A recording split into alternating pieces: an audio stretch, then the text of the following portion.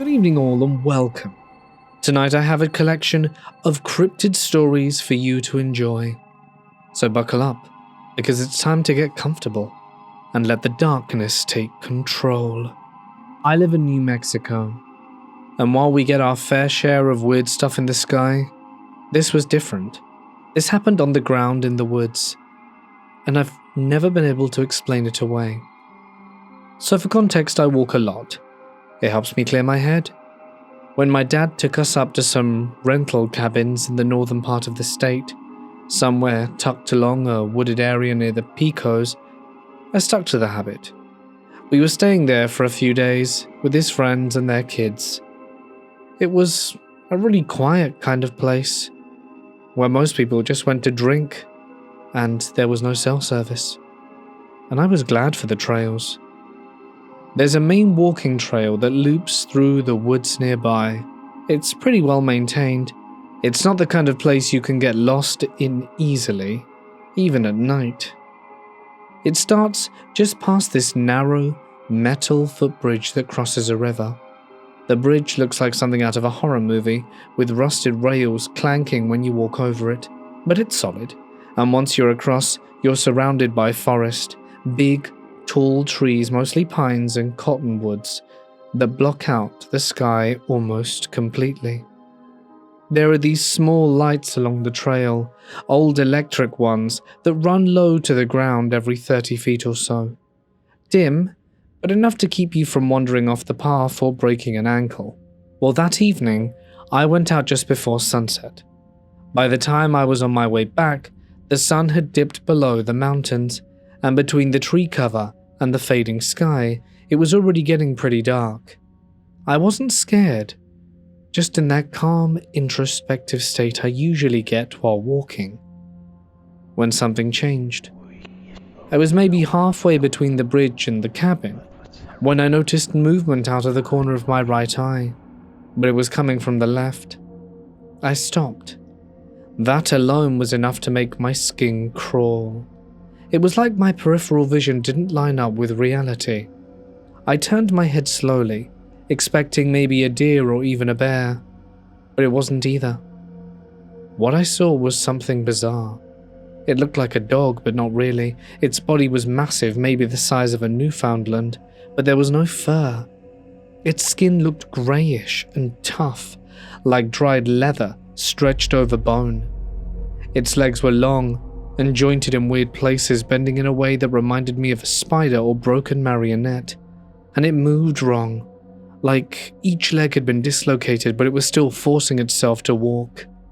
It wasn't running, and it didn't look like it was stalking anything. It just waddled, as if its legs didn't quite know how to carry its weight. It kept bumping into the trees as it walked, head first sometimes, like it couldn't see well or just didn't care. I watched it knock its shoulder into a branch, stagger sideways, and keep going like it didn't even feel it. Its mouth was open, not in a growl or a bark, just wide open. I could see rows of tiny teeth, like a trout's mouth but sharper. It made no sound, nothing, and it didn't look at me. I don't know how it didn't notice me standing there in full view just off the path, but it never turned its head. It just kept wobbling through the trees deeper into the woods. My heart was pounding so loud I could barely hear the crickets. I didn't run. I just walked, brisk and careful until I reached the bridge, crossed it, and kept moving until I saw the warm porch lights of the cabins again. I told my sister, I told my dad, and they laughed it off, or told me I probably saw a sick coyote, or a deer with mange. But no. I know what I saw. It didn't act like any wild animal. It didn't look like it belonged in the woods at all. My grandpa used to say some parts of the land out here still belong to older things. Spirits, creatures. I don't know if I believe that. I wasn't whistling, I wasn't looking for trouble. But I think whatever I saw that night didn't meant to be seen. This happened to a buddy of mine about 10 years ago. He was camping in northern Ontario with one other guy. Just the two of them out in the bush. The trip was going great. They caught a bunch of fish that day, fried some up for dinner, and hung the rest in the trees to keep them safe overnight. After sundown, they were just sitting around the campfire relaxing, when they started hearing sounds from the woods. At first it was normal, leaves rustling, twigs snapping, stuff you'd expect, maybe a raccoon or a squirrel. But that's when they heard laughter. Not loud or close, just faint little bursts of giggling or chuckling coming from the darkness. At first they thought maybe it was just the wind, or their mind perhaps playing tricks on them. But then my buddy glanced off to the side and saw something in his periphery. Something he later described as a little Spider-Man. Not Spider-Man like the superhero. He meant a small, hunched figure that moved in this weird, quick, almost skittering way. And here's the thing. His camping partner saw it too. He described it as a little human-like figure, like a hunched dwarf. They both jumped up and ran a few meters away from camp. Not far enough, just to get some space between them and whatever they'd just seen. They didn't hear anything chase after them. No big movements in the brush. All they could hear was the steady crackling of the fire behind them. When they finally mustered the courage to go back a few minutes later, all the fish that they had strung up in the trees were gone. Now, that part isn't as terrifying on its own. A raccoon or a porcupine could have made off with the fish.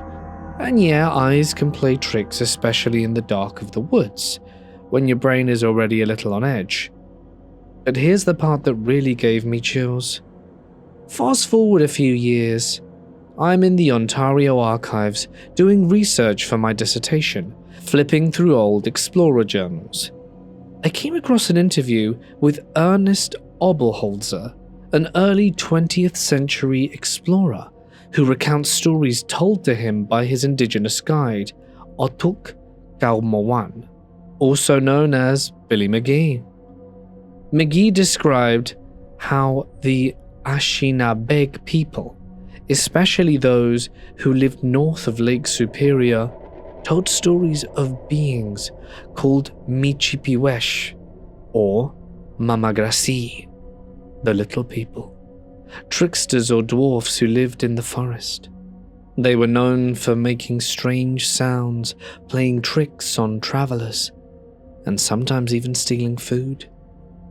It was the same area and the same description. I messaged my buddy immediately. Now maybe it is just a coincidence, maybe it was just a raccoon and two tired guys who freaked themselves out in the dark. But even my buddy, a scientist, the most grounded, rational person I know, admits that what they saw that night was no animal. I've had a few strange encounters with animals I genuinely can't explain. The first one happened in my backyard. I was walking around just looking at plants and keeping an eye out for snakes or birds, when I saw something low in the grass. At first I thought it was a snake, but it didn't move like one. This thing was thick, about the girth of a full cobra, but only as short as a softball is wide, like it had the body of a big snake but was missing the length. It sat there coiled, or maybe crouched, and its color looked like a diamondback rattlesnake, but not quite. The pattern was off, too symmetrical, almost artificial looking. I crouched and stared at it for a good few seconds, trying to make sense of it. No tongue flicks, no movement. I looked away for maybe a second, and when I looked back, it was gone. But the grass hadn't rustled. I didn't hear a sound. It had simply vanished. I still wonder if it was a snake that was somehow deformed or some completely unknown species that lives in the area but rarely surfaces. But the fact that it vanished when I looked away for 1 second is unheard of. The second sighting was a little more dramatic. I was out fishing with my grandpa near the rail line that cuts through some old, brushy forest. We were just walking towards the spot when this bright yellow animal came flying up from the underbrush and landed with a heavy thud a few yards away. It was shaped kind of like a kangaroo, long back legs, short front ones, but way smaller and way too fast. No tail that I could see. It launched itself up like it was spring-loaded, and we heard it hit the ground behind the ridge. But we never saw it again. No paw prints or noise after one jump. My grandpa and I both pondered what the hell that was, as we stood there blinking. Out of nowhere, this neon green and black bird slammed into both of us. It flew directly into our faces, hard, almost knocked us off our feet. It didn't chirp or call, just slammed into us and flew off. I've never seen a bird that color before or since, and neither had my grandpa. He swore it felt like being hit by a brick on wings. But the strangest part? A week later, a friend of mine who didn't know any of this told me that he and his dad had been hiking in the same general area, and they saw something bright yellow leap across the trail ahead of them. His description was almost identical to mine, right down to the weird shape and the loud landing. I don't know if these things are connected, but I've seen a lot of normal wildlife growing up, and none of this was normal. Something's out there, maybe multiple somethings, and I get the feeling they didn't expect to be witnessed. I never really believed in the old village ghost stories. You know the kind. Stories told to you by aunties and grandmas about the Pontianak, Toyol, and Balan. Every Southeast Asian kid grows up hearing them. Spirits of the dead, cursed women who practice dark magic. They say the Balan is a woman whose head detaches from her body, entrails dangling beneath, flying through the night in search of blood, especially those of pregnant women. It always sounded like pure superstition to me, as it would for anyone. We had just moved into a new town, and I was spending the school holidays in a small village with my extended family. My cousin had just given birth to her second son, and all of us stayed at her house to help out. Daytime felt warm and lively, with the usual chatter, cooking, smells, and kids running around, your typical village life. Then night came, and everything changed. The dogs started acting strange, barking endlessly at what seemed like nothing. We had 5 of them, and every single one of them started towards the same patch of dark trees. It went on every night around midnight. My uncle said it was a bad omen, the wrong timing.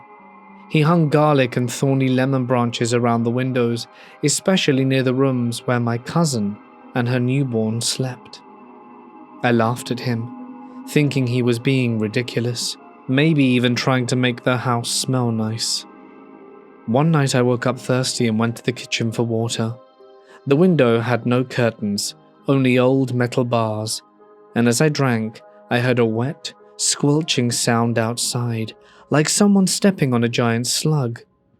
Curiosity got the better of me. I leaned closer to the window, and what I saw made my blood run cold. There, floating outside in the moonlight, was a woman's head. Her long black hair whipped in the wind, her eyes wide and bloodshot, and below her chin hung her organs, glistening and swaying like something alive. Her tongue flicked out, tasting the air. It was the Balan. She floated slowly towards the house, her movements eerie and silent, like a mosquito seeking prey. My body locked up and I couldn't move. I couldn't breathe. As she drifted closer to the window of the baby's room. Then something happened. The garlic my uncle had hung around the window began to smoke, literally smoke as if burning from within. I could smell it. The creature let out a shriek and then vanished into the trees. I walked back to my room, beyond terrified.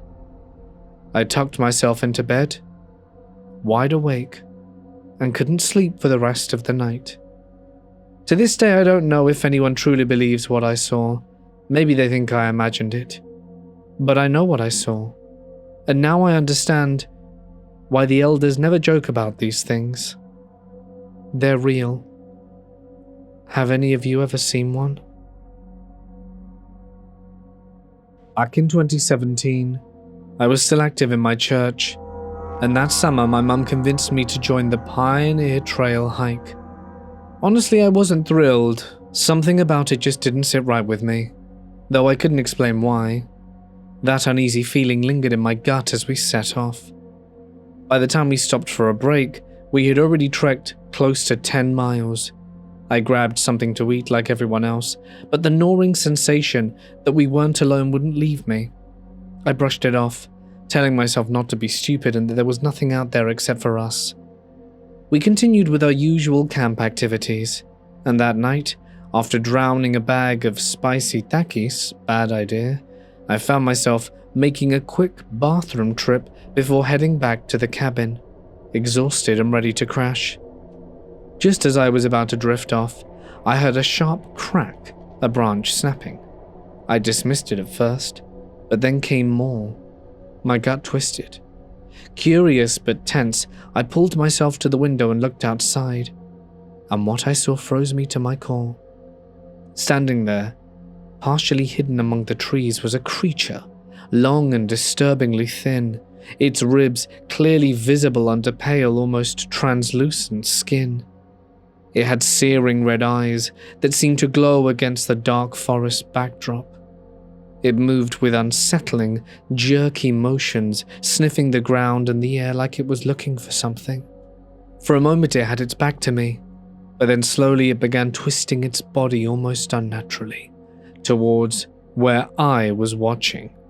I panicked, diving back into my bunk, heart pounding so loud I swear it would be able to hear me. What the hell did I just see? Am I losing my mind? These thoughts raced through my head as I buried myself under the blanket, but the branches kept snapping. Unable to hold it in, I shook one of my cabin mates awake. He blinked at me confused and said, "You good, Leo? You look like you just seen a ghost." I didn't know what I saw. I need you to look," I say. He sighed but agreed. "Yeah, sure, but there's nothing." His voice cut off, because whatever it was still there closer now, and thank God it wasn't looking at us. Without a word, we dropped back into our bunks, yanked the blinds shut and tried to convince ourselves it would go away. The snapping branches grew louder, but neither of us dared to look again. After what felt like an eternity, I mustered the courage to peek, and it was gone. All that remained outside were dozens of broken branches, as if something massive had stormed through the forest. We didn't breathe a word of that creature to the counselors. Instead, we claimed we heard a bear in the night.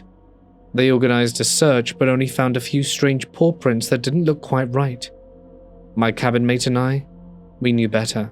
We knew what we had seen, and since that night I've never set foot on the Pioneer Trail again. My family and I were hiking in a small nature reserve not far from where we live in New Jersey. Nothing remote or wild, just a few miles of trail and rocky outcropping.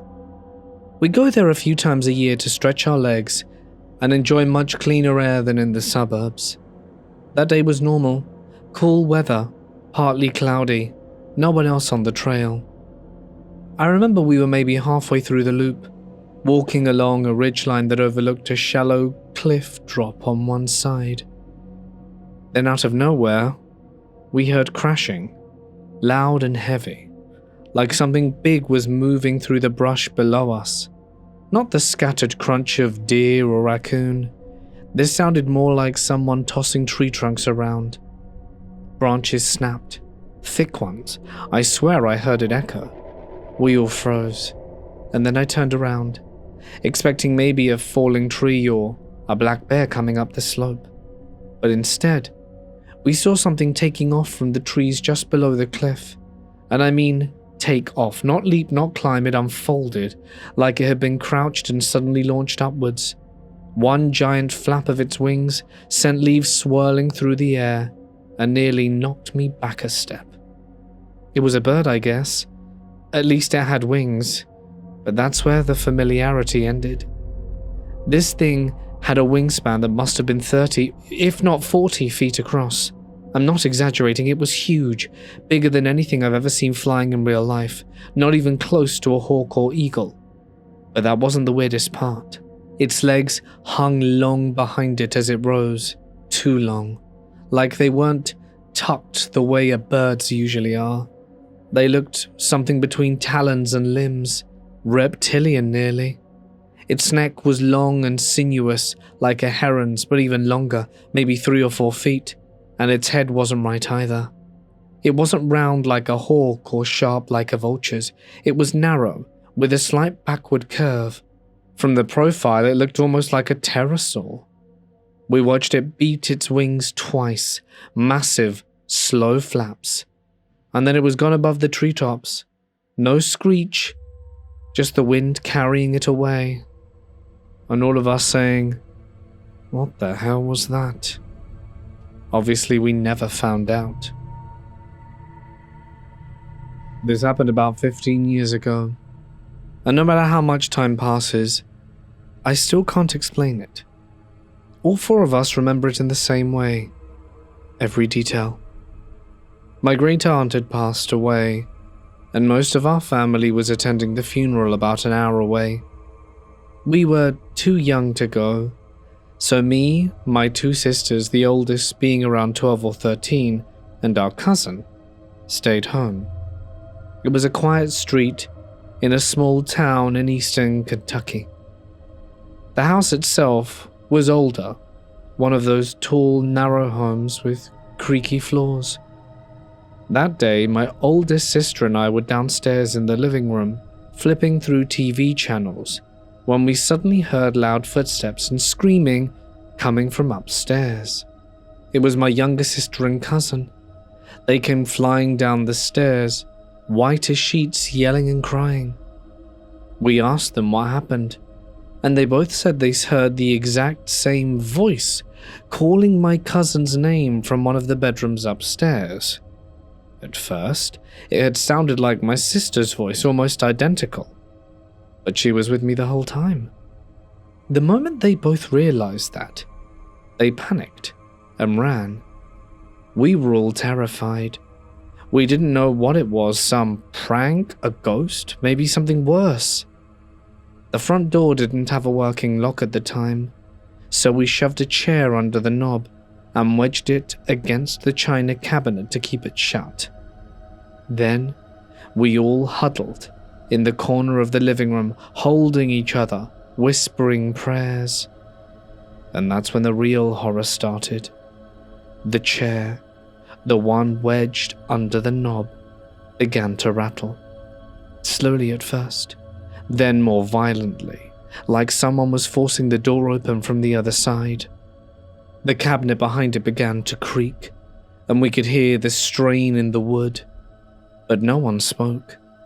We just stared at the door and held our breath. Then, all of a sudden, it stopped. A few seconds of silence passed, and then the doorbell started ringing. Once, then again,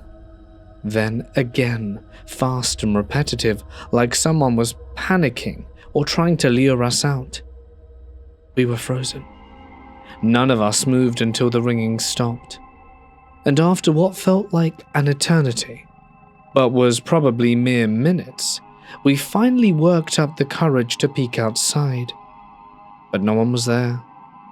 We ran across the street to the neighbor's place. She'd been sitting on her porch the whole time, facing directly at our house. We asked if she'd seen anyone come up to the door. She said no. To this day, none of us can explain what we saw or heard. The voice that mimicked my sister, the rattling chair, the doorbell, we all remember it in exactly the same way. Later, I heard about something called a mimic, or voice snatcher, a type of cryptid or spirit that imitates familiar voices to lure people. Some say it lives in forests. Others say it follows grief or death. I don't know what it was, but I know it wasn't just in our heads. This happened over a decade ago. I was about 11, living with my family out in the middle of nowhere in southeastern Arkansas. It was one of those places where the road turns to gravel, and the closest gas station is at least a 30-minute drive away. Remote is the word I'd use to describe it. There were also coyotes, wild dogs that would run rampant in the area. I always used to carry a hunting knife or an old rusting machete we kept near the door when going out. Our trailer was shaped like one of those old shipping containers sitting on cinder blocks, above patchy ground and surrounded by dense shrubs and trees. The trash can was set about 50 feet from the back porch, next to some overgrown brush. I always hated going out there at night. One evening, I was told to take the trash out.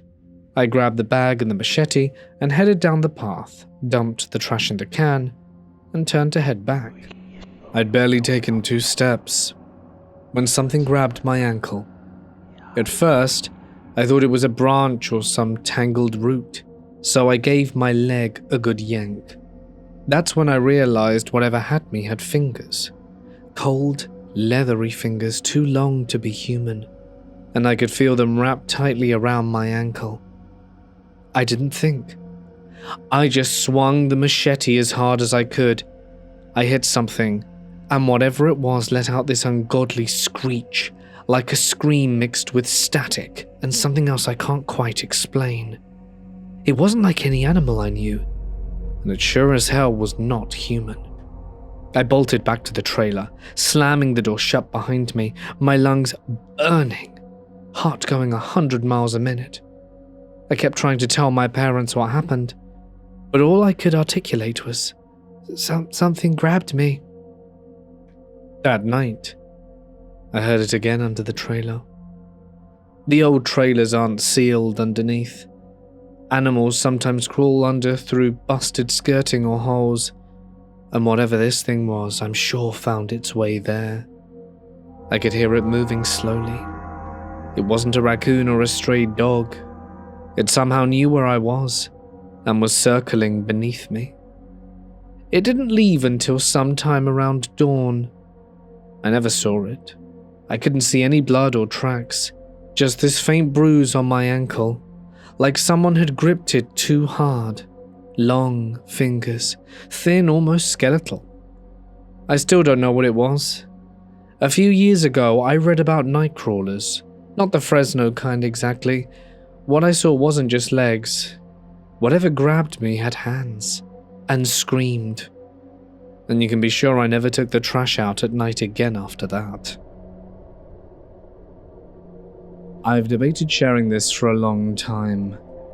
Mostly because I didn't want to deal with the usual, "you were drunk," or "it was a log" comments.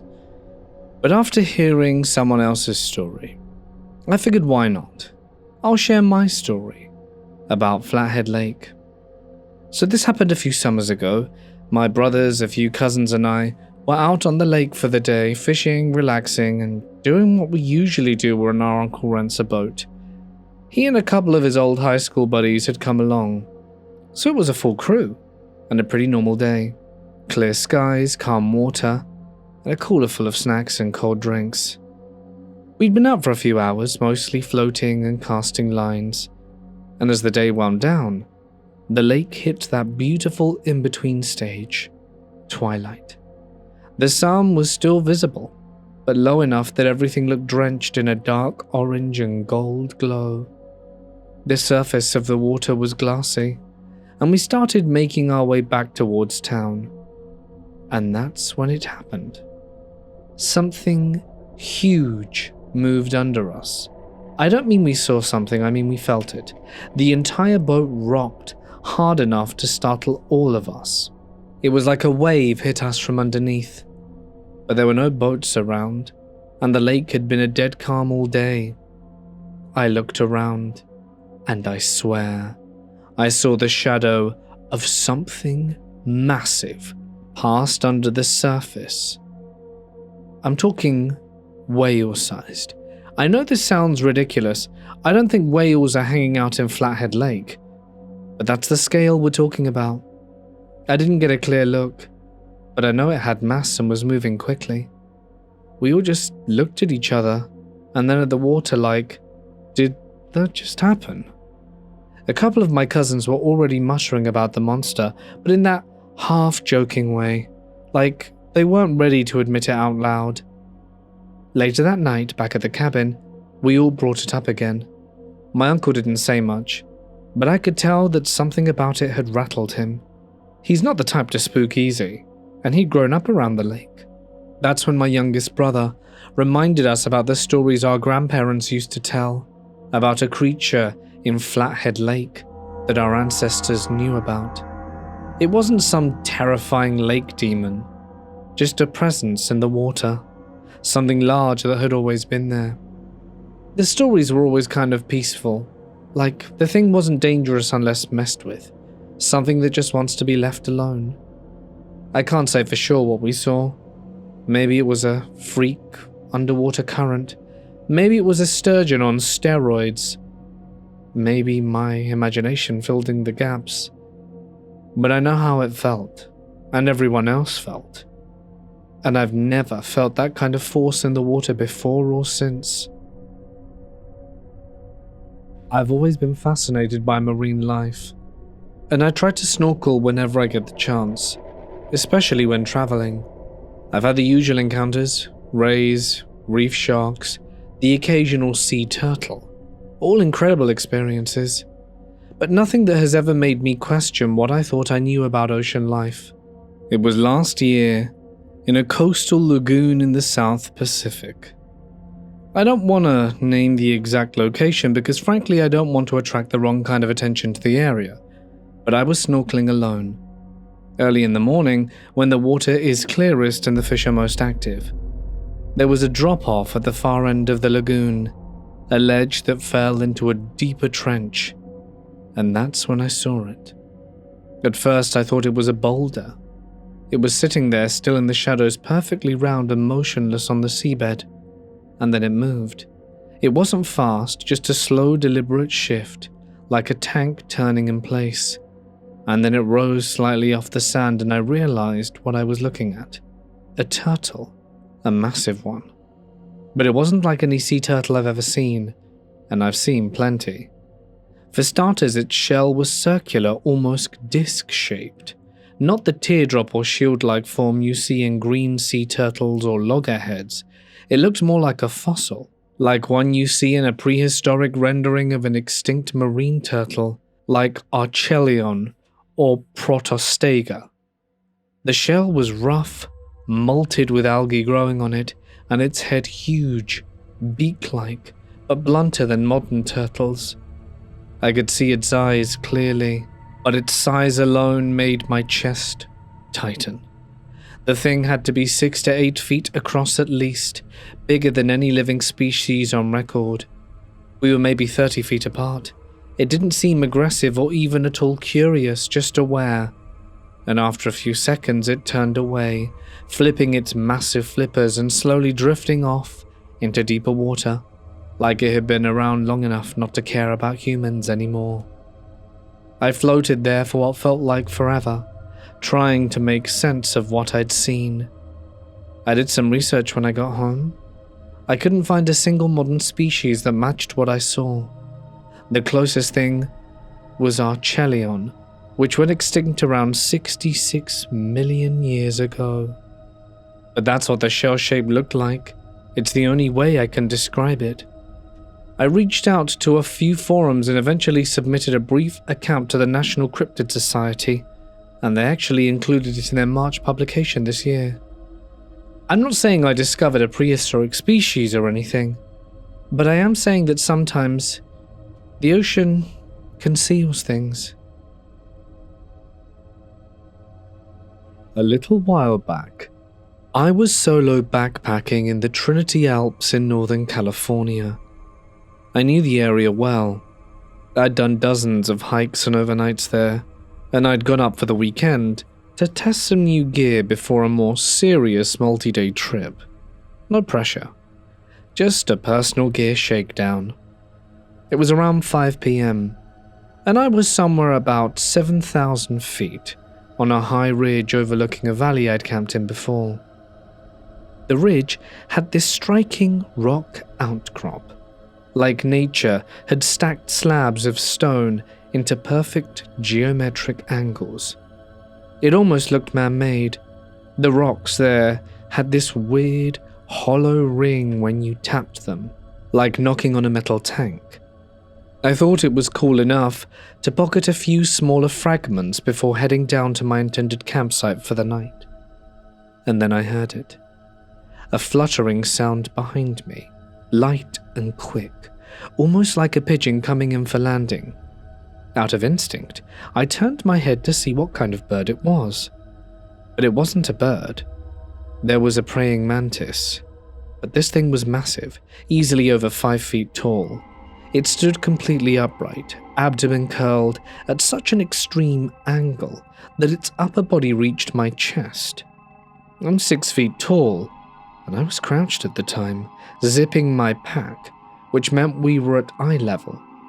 And this thing, its forelegs twitching. And for a moment, it didn't move, it just stared at me. Then I reached out calmly and snatched a piece of food I had set down on the rock next to me. It started eating it, still staring at me. I didn't move, I didn't breathe. I was frozen with this wave of pure wrongness washing over me, like I had stepped out of the reality I knew and into something I wasn't supposed to see. Then thwomp, its wings popped open like a parachute, and it flew off over the ridge, vanishing behind the outcropping in less than a second. Right after that, I got a brutal migraine. Now I suffer from cluster headaches, and I know the drill. It was nothing new, but the timing, the intensity, it felt like something cracked open my head the moment that thing took off. I eventually hiked down to my chosen campsite and stayed the night. No other weirdness happened, but it kept going over in my head. The size mostly. I still have those weird, ringing rocks in my gear closet as well. And every once in a while I'll knock on one just to hear this strange, hollow sound again. The thing was too vivid to be a hallucination. I know it wasn't a dream, and I've never seen anything like it before or since. Does anyone know what the hell it could have been? My friends and I ended up playing football. Messing around with me were the white kid Tanner, 5 of my cousins, and then 4 of their friends. In total, there were 5 girls, 6 boys, all between the ages of 15 and 17, and just wasting the day away. Eventually, we headed back to camp and pulled out some stuff for a campfire, even though the trailers both had kitchenettes. Tanner said that his family property sat up against my uncle's. He wanted to run home and ask his dad if he could stay out camping with us. My cousin Rooster said he was going to go with him since it was going to get dark soon, and one of the girls also wanted to tag along. It was about 7 o'clock, and it was starting to get pretty dark. They grabbed flashlights and took the trail towards Tanner's property. The rest of us chilled. We made s'mores and drank. About 30 or 40 minutes later, there was the smell of ozone. You could notice it over the scent of the fire. This really nasty coppery smell. Like right after you've had a nosebleed and it's stopped. It wasn't exactly like dried blood, but it was a metallic, back of your throat kind of smell.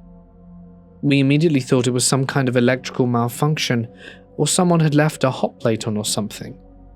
We searched the trailers and nothing was on, but we could all smell it. When all of a sudden, we could hear people booking it down the path towards us. Rooster, Tan, and the girl all came running into the path, out of breath, and they didn't even break a stride. They all ran into the trailer right by where the fire was. We all got out of there and into the trailers, and they ended up calming down. Even Rooster was crying his eyes out at this point. All the while, the fire was guttering lower and lower, so my other cousin said forget it. We were about to go outside to get the generator out of a shed between the trailers. Tanner said no, and to lock the front door and that no one was going outside.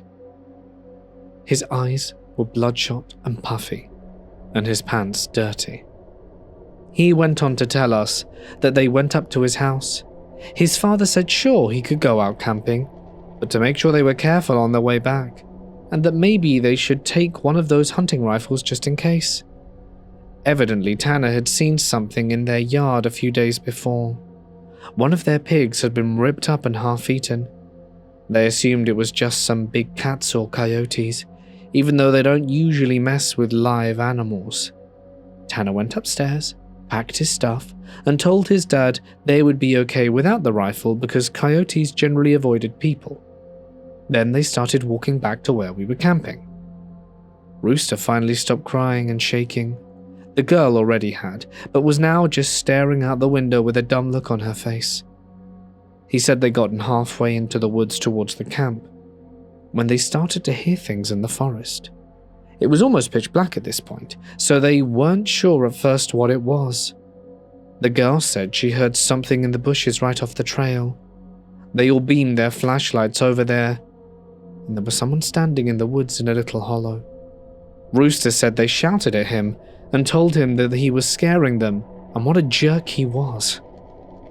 He said that's when he realized that the guy was facing away from them. They kept walking, and they started smelling the nasty, coppery ozone smell. Said that they looked off into the forest on the opposite side, and there was a dude standing there too, backwards, slightly closer to the path. So now they started power walking, and Tanner kept going, I should have taken the rifle. As they were telling the story, the smell was still super strong even inside the cabin. They said that after they started walking faster, a kind of low gibbering had begun coming from both sides of the woods. As they booked it back to the trailer, the girl said she flashed her light out of the side of them and saw something jerking itself through the woods. The gibbering just got louder and louder, and when they could see the light from the campfire, something had come out of the woods about 40 yards behind them onto the track. Then they just flat out ran as hard as they could to the trailer. So we're out in the woods, and we're assuming at this point it's some rednecks or something trying to mess with us. And all of a sudden, my other cousin, Junior, starts going on about how he went to school with a native that was telling him about the goat man or something. We promptly told him to shut it, because we didn't need any spook talk right now. But he kept going on and on about how it's the goat man, how we're in his woods and blah blah blah. Now, at the time, I had never heard of this goat man or any of that. But then a couple of years ago, the year before I graduated from college, I had a menom for a roommate, and I ended up asking him about it. And to sum it up, it's basically a man with the head of a goat, and he can shapeshift and get among groups of people to terrorize them. It also is supposed to be kind of like the Wendigo. It's bad mojo to even talk about it, and even worse when you see it. Keep in mind I didn't know this back when I was 16, and my cousin is going, the goat man's gonna get us. The girls are all terrified, and my cousins and I are trying to figure out if it's just some hillbillies or an animal. When all of a sudden the smell goes away. To this day I haven't experienced anything like it. Obviously, smells usually fade or lessen, but it was 1 second there and gone the next. So it's after an hour, making it around 9 or 10. We stopped freaking out enough to go back outside and stoke the fire. We figure it was just some jerks trying to mess with us, so we don't go back home because we think if we do, they'll chase us through the woods or worse. Nothing else weird happened that night. We stay another, and for the main part of the night nothing happens. But about 1 a.m, we're outside getting drunk and telling ghost stories. As someone is finishing some spooky story, the smell comes back. It's so strong that one of the girls begins to vomit. I stand up, and you can feel how clammy the air is. We say we should get inside, and that it isn't right. We should have just left. We all go back inside, and we're standing around. My cousin keeps going on about how it's the goat man. My other cousin Rooster tries to shut him up, all the while I'm just feeling that something is wrong but can't figure out what. We ended up sitting there for a while. The smell is just as strong, and we're terrified and all huddled in this camper.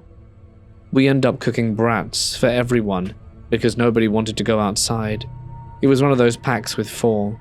We have a total of 3 packs. I grill them on the stove and give everyone a hot dog, then get mine. After a while, one of my cousins gets up and goes over to the pot to get another. He starts grumbling about how I got 2 brats and everyone else only got 1. And I look at him like he's stupid, and told him that everyone got 1 because there were only 12, and that if he wanted more, he should just open a new pack and cook some more. That's when the girl that had just been out with Rooster and Tan starts screaming. She's crying and shivering, and then it dawns on the cousin standing up what's wrong. Me and him both glance around the room and I feel my heart sink. I run out the cabin, and the girl runs out with us. The trailer door is banging against the side of the trailer as everyone books it out. One of my cousin's friends asks what's wrong, and I start counting us. There's only 11 now.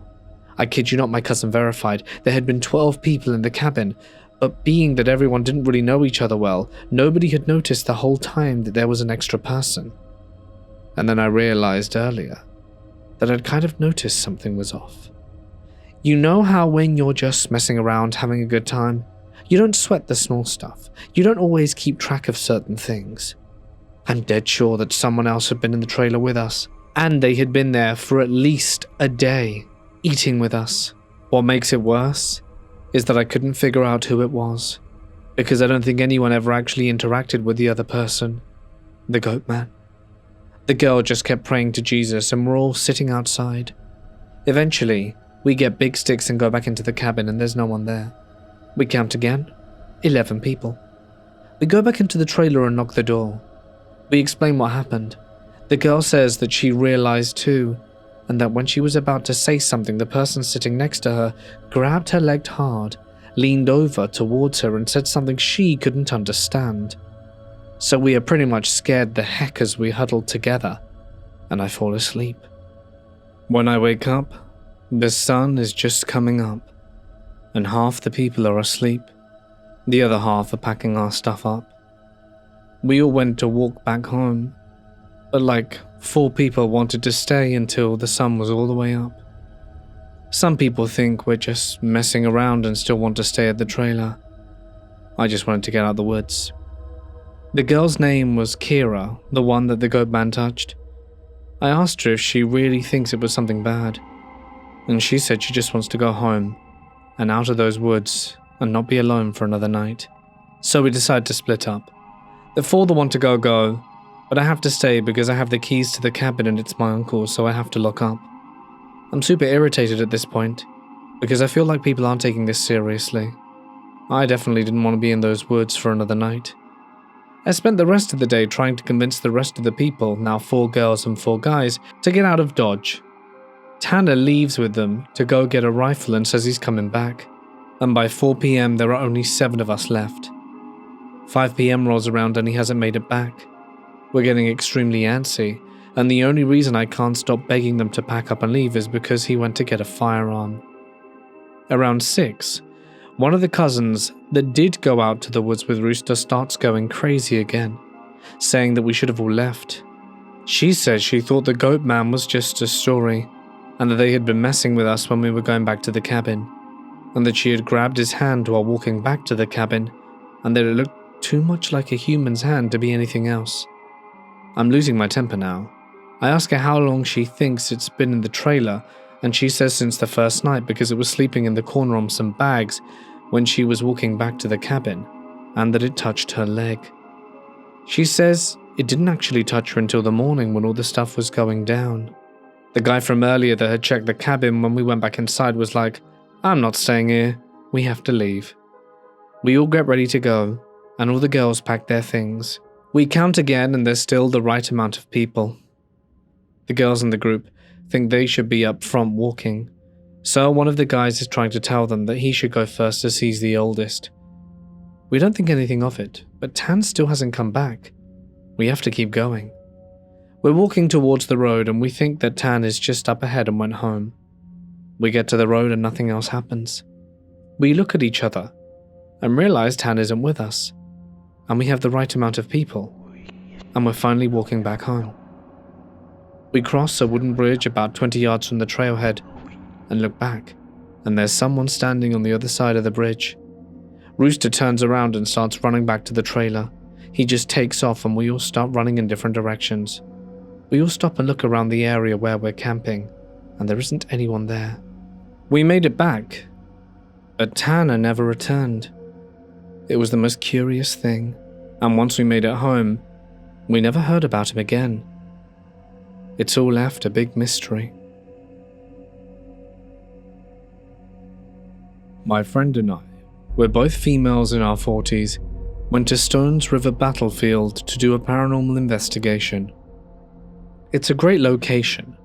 We spent several hours going through the woods in an early evening into the night.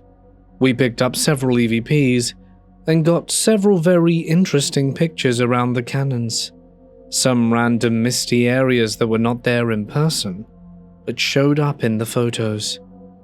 We then crossed Nashville Pike to the cemetery, where we were greeted via digital recorder by a nice spirit who politely said it was nice to meet us and that her name was Gloria, and then nothing. So after about an hour, it was about 10:15 p.m. now, we decided to go back across the battlefield, but this time we were going to approach from the back side and go up a path we hadn't taken previously. As we start up this way, we stop to look at the carts and other cannons, hearing only normal sounds around us, owls, bugs, etc. Then as we turn and start down the path, there is a massive crashing and breaking of trees and branches. The trees were shaking. It was so loud and it sounded like it was moving towards us, then back again. I froze, and Trina, my friend, started backing up quickly. The noise stopped rather quickly, but so did everything else. It was eerie. I decided we must have spooked an animal, so I loudly proclaim, "It's just a deer." I flip on my headlamp and train it towards the woods, a cedar grove. We were probably 15 feet from the mouth of the woods, and yep, I see it. Eyes shine. Several, 2, 3, 5, a bunch. Trina is now beside me looking at these eyes, looking at us. One set starts coming forward. I turn my headlamp. I see the trees, the leaves, but no animals at all. Just really, really dark masses and eyes shine. No white eyes, but not yellow either. Simply large. This is all in a very short amount of time. As we realize one is moving forward slowly, we also realize we are on the top of a sloping incline, and these eyes were higher up in the trees. Then the one moving forward stood up and stomped. Maybe, not sure. It made a really loud noise and we ran. I have no idea what it was. I'm grateful I didn't follow. I don't know what we encountered, but I don't think it meant harm. Pretty sure it was just observing us, and maybe didn't expect us to turn and move towards it. It just wanted us to go away, and we sure did. We googled eyeshine pictures, and the closest we came to was a bobcat, but I don't think there are any of those in Stones River, nor do they travel in packs. Does anyone have any idea what it might have been? Hey guys, it's Mort here, and thank you so much for listening. I hope that you have enjoyed tonight's collection of cryptid stories, and if of course you did, you can let me know down below. Your comments really do mean an awful lot to me. I will be coming back with some Skinwalker stories later this month, so be sure to stay tuned. We've got some exciting stories for November. I haven't done a Thanksgiving video in a really long time. I'm probably like 7 years or something. And I wanted to know if there's any interest in the community for another stab at this specific topic. But I'm going to leave things here. I'd like to extend one final thank you to my members and patrons whose names can be seen on screen, and if you would like your name in the end credits and a bunch of bonus perks, follow the link over to Patreon to find out more. But that's it from me. Stay awesome, and I'll see you in the next one. Good night.